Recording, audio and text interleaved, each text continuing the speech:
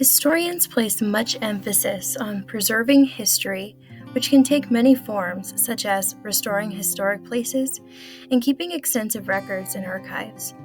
Along with historic preservation, how do historians educate and engage the public to learn and understand history?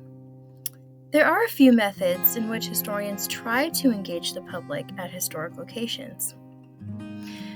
The first-person interpretation takes a living history approach, where staff and volunteers dress up and engage visitors in a way that brings that era back to life. It allows visitors to submerge themselves in the history and in the culture of the era. Some examples that come to mind are Colonial Williamsburg in Virginia, or even Civil War reenactments on historic battlefields.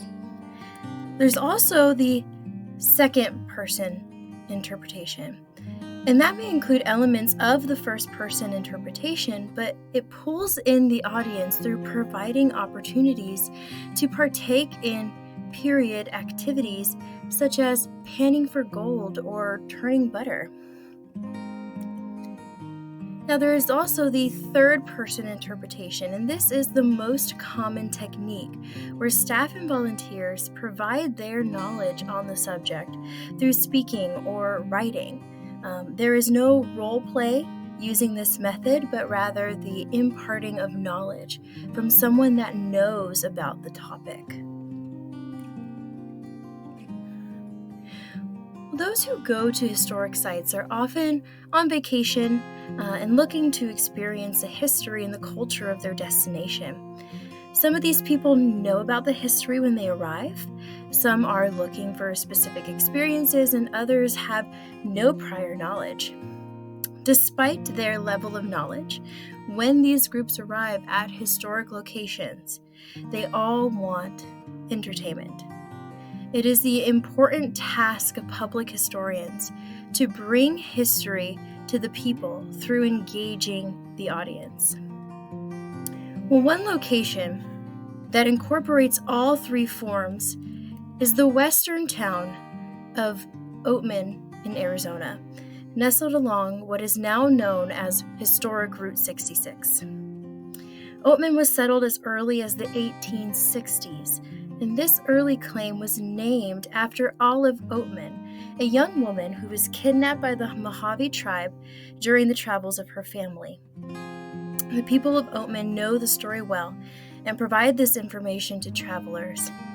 And R.B. Stratton interviewed Olive Oatman to record her story. And as recorded from this interview, the Oatman family was traveling along the Santa Fe Trail toward California in 1851, when the family was killed by Apache Indians. One boy from the family, who's pictured here, Lorenzo Oatman, escaped death and arrived at Fort Yuma. However, the two sisters, Olive and Marianne, were taken and held captive by the Apache tribe. The two girls were then traded to the Mojave Indians, where they lived in virtual slavery, with the wife and daughter of the chief being the only people to treat them with kindness. Marianne would eventually die, as she suffered starvation and intense forced labor over the course of a year. Olive Oatman obtained her freedom through a story published in Los Angeles by Lorenzo Oatman about his missing sisters, hoping that they were still alive. Well, a man named Mr. Grinnell at Fort Yuma had a friendship with a native in the Yuma tribe who was sent to speak to the Mojave upon hearing that there may be a captive American woman among them. He traded a horse to the Mojave people in exchange for Olive Oatman, who was escorted to Fort Yuma and eventually reunited with her brother.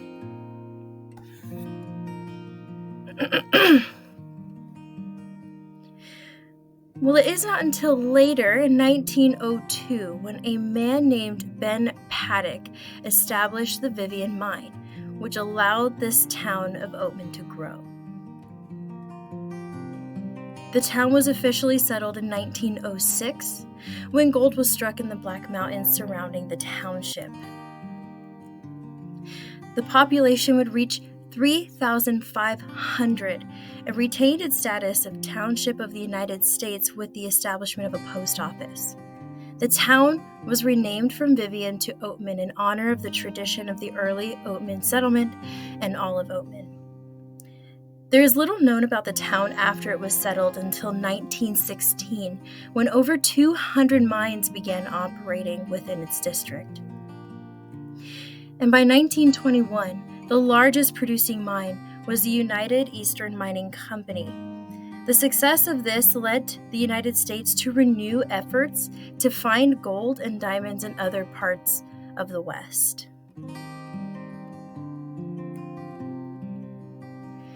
And as the United States continued to grow and expand in the West, Oatman was fortunate to be located on Route 66, a popular road for travelers looking to road trip across the United States. By the 1930s, the mines had produced over 1.8 million ounces of gold. And despite this, their primary source of income for the town became tourism. And as many traveled across Route 66, guests would dine and enjoy entertainment in the town theater and stay at the Oatman Hotel, which operates today as a restaurant. Well, this town became a popular location, especially for actor Clark Gable, who stayed at the Oatman Hotel with Carol Lombard on their honeymoon in 1939. He often returned to the town to play cards with locals. And here we see the Oatman Hotel. Well, in the 1950s, Interstate 40 was built and bypassed the town of Oatman, causing tourism to dwindle. With the mines no longer producing, Oatman was mostly abandoned. Travelers in modern times have gained a renewed fascination with Western towns, which brought tourism back to Oatman. And Oatman keeps its Western charm through preserving the buildings from the time that the town was booming and enticing guests to come and see the town and the novelty of their wild donkeys, which were historically used to transport items to and from the mines. Well, in this town, more than 100 residents desire to preserve the history of Oatman and will convey their knowledge to guests through pictures of the town and describing its history. And there are many opportunities to get involved in activities such as panning for gold, taking photos in period clothing, feeding the donkeys, and exploring old mine shafts. Finally, guests are engaged with life in the West as they can experience a mock gunfight put on by volunteers in the center of the town. Through historic preservation and many hands-on learning opportunities, the town receives over 500,000 visitors each year.